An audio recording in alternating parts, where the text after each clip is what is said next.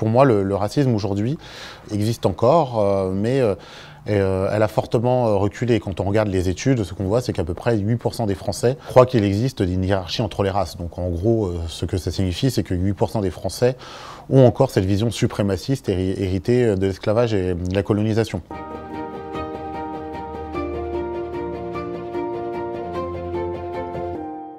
Bonjour Kevin Boucaud-Victoire. Bonjour. Vous êtes journaliste, rédacteur en chef des pages Débat Idées dans l'hebdomadaire Marianne, mais aussi essayiste, et vous publiez Mon antiracisme, pourquoi je ne suis ni décolonial ni libéral. Pouvez-vous nous parler un peu de votre parcours ? Mon parcours, c'est celui d'abord d'un enfant né à la fin des années 80, qui est fils de milieu populaire, de parents qui viennent des PTT. Donc je suis né en Martinique, mais mes parents se sont rencontrés, donc d'origine antillaise, se sont rencontrés en réalité ici. J'ai dans mon enfance fait des allers-retours entre la Seine-et-Marne, où j'ai vécu notamment à Chelles, à Lagny et à Meaux, dans un grand ensemble qui s'appelle Beauval, dans un grand quartier. J'ai fait ensuite des études de maths, d'économie, même de finance, avant de me réorienter vers le journalisme. Avant ça, j'ai milité au Parti communiste, et en fait, c'est en grande partie le militantisme qui m'a amené vers le journalisme. Je me suis retrouvé à l'UMA, et puis voilà, j'ai continué, j'ai fait d'autres médias, des médias même cathos, comme Aletheia, puis Le Média, donc fondé par des proches de Jean-Luc Mélenchon, avant de me retrouver à Marianne. Les premières pages, c'est votre jeunesse dans les cités, avec la découverte de toutes les pesanteurs par le vécu. C'est un élève portugais qui vous a fait prendre conscience du racisme en vous disant « ma race est supérieure à la tienne ». Alors, je suis en CM1, donc non, sa mère est algérienne et son père espagnol. Kevin, qui est un de mes meilleurs copains et un de mes voisins d'immeuble, on rentrait tous les jours ensemble de l'école. Je sais pas, on doit s'engueuler sûrement à cause du match de foot de l'après-midi ou sûrement à cause, je sais pas, il était supporter de l'OM, donc c'est peut-être lié à ça. Je me souviens plus exactement pourquoi, mais effectivement à ce moment-là, il me dit de toute façon, ma race est supérieure à la tienne. Donc, bon, je fais 2 têtes de puce à l'époque, je le frappe, il rentre chez lui couvert de bleu, etc. Et puis, je suis quand même assez marqué par ça. Donc, j'en parle à ma mère qui est furax et qui va voir sa mère. La mère est confuse. Et en fait, elle le force à présenter ses excuses. Et là, c'est le début de la réflexion, du moins dans le livre, parce qu'on a une immersion qui lance le livre. On aborde la distinction entre le racisme biologique, moral, politique. Alors, c'est le racisme biologique et les antiracismes moral et politique. Le racisme biologique, c'est le racisme classique, hein, celui qui naît, on va dire, après la colonisation des Amériques et surtout la mise en place du commerce triangulaire et donc de la mise en esclavage aux Antilles, aux États-Unis et puis en Amérique latine de populations d'origine africaine, et donc qui stipule en gros qu'il existe des différences biologiques entre les êtres vivants, et certains étant supérieurs à d'autres. C'est la controverse de Valladolid où on se demande si les Indiens ont une âme, quoi. Ensuite, l'autre distinction donc, concerne 2 antiracismes, qui sont les 2 antiracismes dominants.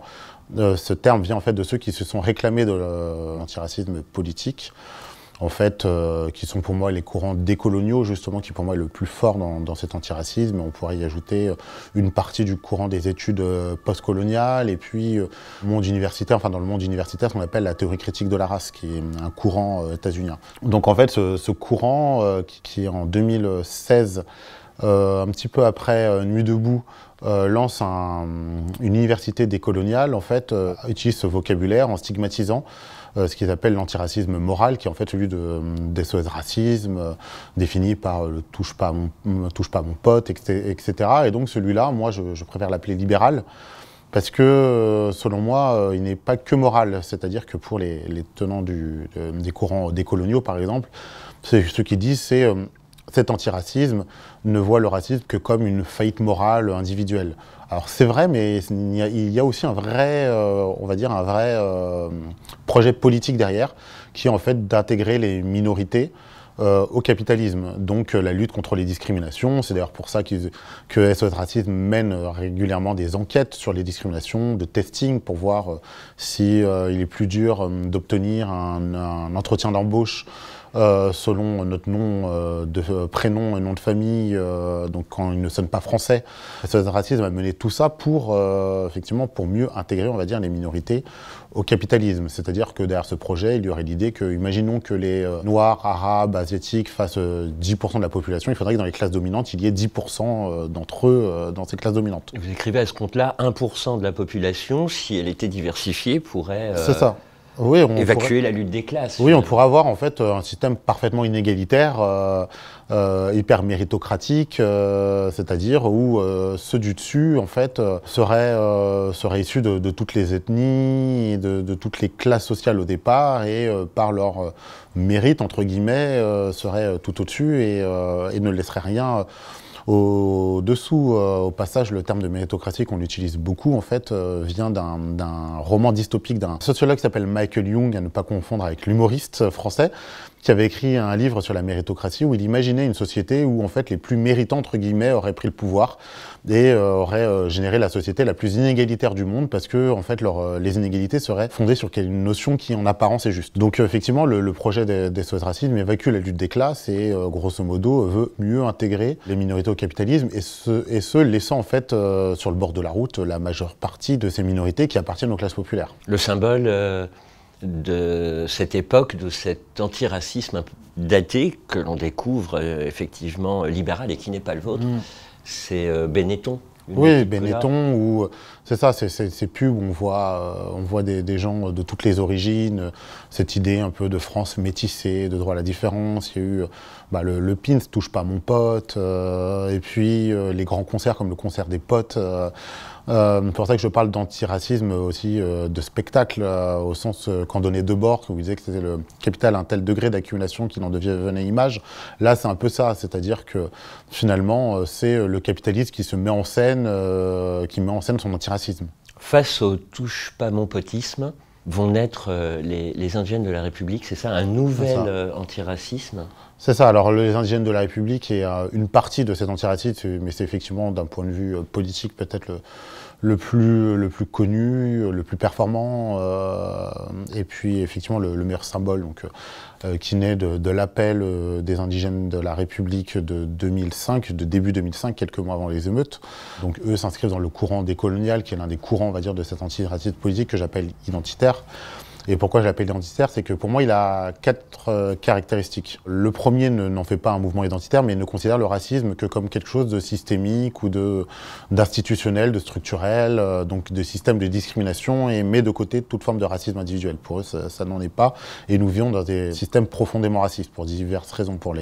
Pour les décoloniaux, c'est parce que la modernité définie par la découverte de Christophe Colomb des Amériques en 1492 a fait entrer le monde dans un monde colonial et donc raciste. Donc ça, c'est la première caractéristique. La deuxième, c'est un rejet de l'universalisme qui, selon moi, pour eux, l'universalisme a mené ils n'ont pas totalement tort, au colonialisme, et puis à des formes d'impérialisme. C'était déjà le cas après la Révolution française, quand certains révolutionnaires, les Girondins, ont voulu faire la guerre au reste de l'Europe pour exporter les droits de l'homme. Ce à quoi Robespierre, qui lui-même était universaliste, répondait « personne n'aime les missionnaires armés ». Une troisième caractéristique qui découle en fait de la première, en partie, c'est une forme d'essentialisme. Ce que Yashamounk appelle l'essentialisme stratégique, c'est-à-dire ils essentialisent les minorités, leur culture, etc., dans le but de les valoriser. Et la quatrième, c'est l'utilisation du concept de race. Alors non pas au sens biologique, mais pour eux social, c'est-à-dire c'est un système de représentation. Mais ce faisant, selon moi, il manie quelque chose de dangereux parce que, en fait, le concept de race sociale, il revient, dans le meilleur des cas, selon moi, à essayer de remplacer un peu de concepts comme bourgeois, Quadri dans la contre-révolution coloniale en France. Par exemple, dit qu'être blanc, ce n'est pas forcément être de peau blanche, mais c'est jouir de tous les privilèges de l'État quand il dit ça. Je me demande pourquoi il ne parle pas de bourgeoisie ou de bureaucratie, etc., quoi. Derrière ce concept, il revient presque à dire que les races n'existent pas, mais faisons comme si elles existaient. Comportons-nous comme si elles existaient. Et pour moi, justement, elles risquent de reproduire le pire du racisme. L'enfer est pavé de bonnes intentions, donc derrière de bonnes intentions. Kevin Boucault-Victoire, dans Votre antiracisme, Mon antiracisme, c'est le titre du livre qui vient de paraître chez Desclés de Brouwer. On comprend pourquoi vous n'êtes ni décoloniale, vous venez de le dire, c'est l'essentialisation, c'était une impasse, vous écrivez, ni libérale, et vous aboutissez, après ces distinctions dans les 2 premiers chapitres qui passent du racisme à la question identitaire, à bienvenue dans la France identitaire. En fait, le racisme, pendant longtemps, a découlé en fait, du projet colonial et de l'esclavage. Donc esclavage qui était sur le sol américain, qui était aux Antilles, donc pas sur le sol métropolitain. Et c'est pour ça que pour moi le racisme français est différent du racisme américain, moins fort notamment, parce qu'en fait il a fallu faire une propagande pour des choses qui ne se passaient pas sur le sol français. Ce qui par exemple a mené au vœu de Champenay, donc c'est une petite ville, enfin un village à la fin du XVIIIe siècle qui découvre la réalité de l'esclavage et du commerce triangulaire, qui est profondément choqué et qui, dans ses vœux de doléances, demande l'abolition de l'esclavage. Donc c'est en fait une grande partie de la France, à ce moment-là, au XVIIIe siècle, n'est pas au courant de ce qui se passe ailleurs, alors qu'aux États-Unis, bon, ça se passe sous leur nez et la propagande raciste est forcément plus forte. Pour moi, le racisme aujourd'hui, et cette forme de racisme existe encore, mais elle a fortement reculé. Quand on regarde les études, ce qu'on voit, c'est qu'à peu près 8% des Français croient qu'il existe une hiérarchie entre les races. Donc en gros, ce que ça signifie, c'est que 8% des Français ont encore cette vision suprémaciste héritée de l'esclavage et de la colonisation. Ce qui ne veut pas dire que le racisme a pour autant disparu ou n'est resté que marginal. On voit la persistance de discrimination, de violences racistes, la montée de partis très à droite qui rejettent violemment les immigrés ou les étrangers. Mais c'est que en fait, le racisme a muté vers quelque chose de plus culturel et identitaire. Et moins biologique. En fait, on rejette les gens à cause de leur culture ou de leur culture supposée et pour notre identité. Et ça vient en fait d'un monde où l'identité est partout.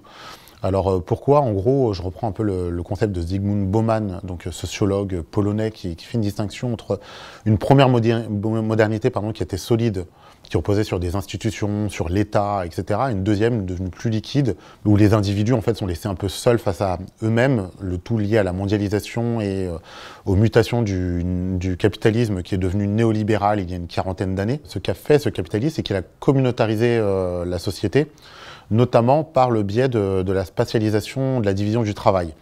En gros, on est arrivé à une société où on pourrait dire il y a 2 Frances, une France des métropoles, où se concentre l'essentiel des richesses, où la vie, notamment dans les centres-villes, la grande bourgeoisie et une grande partie des classes supérieures diplômées, et qu'il y a des formes de périphérie intérieure, les cités, les banlieues, etc., qui elles sont pauvres, très précaires, qui travaillent plutôt dans les services et ce sont souvent des travailleurs qui sont d'origine immigrée, notamment du continent africain. Et en fait, ces périphéries intérieures ça crée une forme de ghetto, non pas de ghetto au sens traditionnel, là où les juifs étant entassés ne pouvaient sortir, mais en fait des quartiers qui concentrent pauvreté et minorité ethnique dans un contexte où l'intégration est devenue de plus en plus difficile à cause de la société liquide ou de la modernité liquide dont je parlais tout à l'heure. Et on a une autre France périphérique où vivent la majorité des classes populaires, majorité qui sont un peu moins pauvres que celles des banlieues, cela dit, où vit aussi une petite bourgeoisie de notables, de médecins, d'avocats, etc. Mais voilà, qui vit dans un autre monde culturel, ce qui a, comme le dit Jérôme Fourquet, le politologue de l'IFOP, ce qui a archipélisé la société, c'est-à-dire qui a créé une société d'îlots culturels où les gens n'ont plus grand-chose à voir, ils partagent quelque chose comme la langue, etc., et un mode de vie capitaliste, mais en fait, ce sont des îlots culturels qui se regardent et qui se séparent, et ce qui a créé une nouvelle forme de racisme, c'est-à-dire que les uns et les autres, en fait, ne se voient plus comme appartenant à la même nation, au même peuple, etc., mais ne se voient plus que comme des communautés, en fait, qui sont rivales. Et ce, dans un contexte néolibéral où le travail s'est raréfié, donc il y a une intensification de la concurrence, donc où les Français autochtones, on va dire, voient les immigrés comme des concurrents sur le marché du travail, où l'état social s'est réduit, donc il y a une concurrence aussi pour les prestations sociales. Et donc en fait, c'est le portrait que je fais un peu de cette France et auquel s'y ajoute, on va dire, ce que j'appelle la culture de masse, enfin, pas moi qui l'appelle comme tel, mais des sociologues avant moi, ceux de l'école de Francfort notamment, donc une culture qui est issue de la société de consommation et de la mondialisation, donc qui s'impose un peu partout dans le monde et qui participe à une américanisation de la société, à l'imposition d'un imaginaire états-unien où là-bas, en fait, effectivement, s'affrontent des communautés, des quartiers liés aux communautés, etc. Et en fait, la France, par divers produits culturels, des séries, le Cosby Show, Prince de Bel-Air, des films, Menace to Society, Boys and Daoud, le rap, etc. En plus des produits culturels qu'à titre personnel, j'aime beaucoup moi aussi, en fait, a permis d'importer cet imaginaire états-unien. Et comme en plus on avait importé leur modèle social via le capitalisme néolibéral, les deux se rencontrant, eh ben, ça a permis l'imposition de cette France identitaire. On croise dans mon antiracisme, pourquoi je ne suis ni décolonial ni libéral, des intellectuels, une histoire, une analyse, une critique de l'antiracisme et qui débouche sur de l'espoir, sur un combat militant que je vais vous laisser décrire avec une référence à Martin Luther King. Effectivement. Oui, en fait, mon antiracisme, qui est le mien, en fait, n'est pas que le mien. En réalité, il s'inspire de plusieurs figures, Bobby Seale et U.P. Newton, donc les fondateurs du Black Panthers Party for Self-Defense, donc parti noir américain né sur les campus états-uniens en 1966, qui était fortement marxiste et anti-impérialiste. François Fanon, dont j'ai déjà parlé, donc psychiatre martiniquais anticolonial. Albert Memmi, qui était un écrivain, essayiste franco-tunisien de confession juive, qui a beaucoup écrit sur la question du colonialisme ou du racisme. Puis effectivement, Martin Luther King, qui, selon moi, représente aussi cette phase de cet antiracisme que je défends, que j'appelle l'antiracisme socialiste. Alors, Martin Luther King ne s'est pas réclamé du socialisme, mais il a eu un combat fortement anticapitaliste. Il a dénoncé le capitalisme, notamment les inégalités qu'il générait. Il disait que le capitalisme, c'était le communisme pour la bourgeoisie et le capitalisme pour les pauvres, c'est-à-dire les inégalités en bas et la bourgeoisie qui concentrait un peu, qui concentrait tout, en fait, les richesses, et qui se partageait quelque part ces richesses. Et c'est quelqu'un qui a aussi voulu, comme je le veux, créer une sorte de front commun contre le racisme et contre le capitalisme, qui regrouperait en fait des classes populaires noires, mais aussi blanches et d'autres origines, d'autres minorités aux États-Unis. Mon antiracisme, d'un côté, utilise la notion de lutte des classes, c'est-à-dire, effectivement, comme je disais, l'idée de créer un front commun, et un front commun des dépossédés, ou, comme disait Orwell, de ceux qui courbent l'échine devant un patron et frissonnent à l'idée du prochain loyer à payer.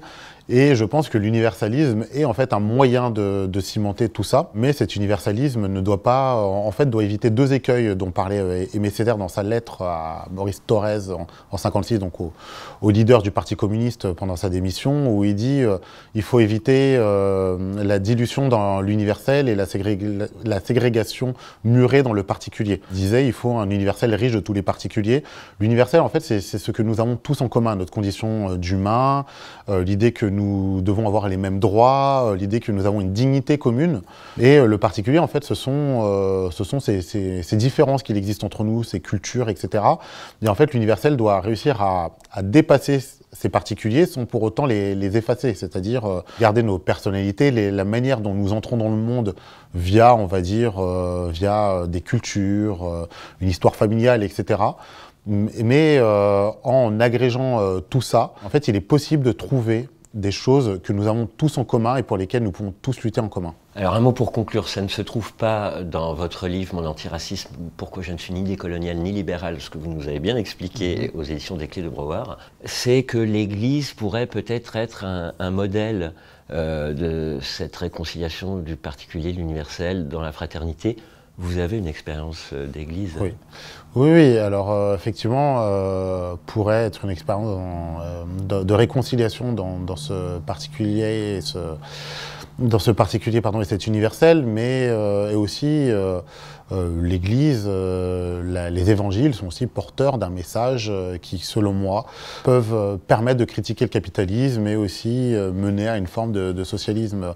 On n'oublie pas à la fois le passage où Jésus dit qu'il y a plus de chances pour un chameau de passer par le chat d'une aiguille que pour un riche d'entrer au paradis.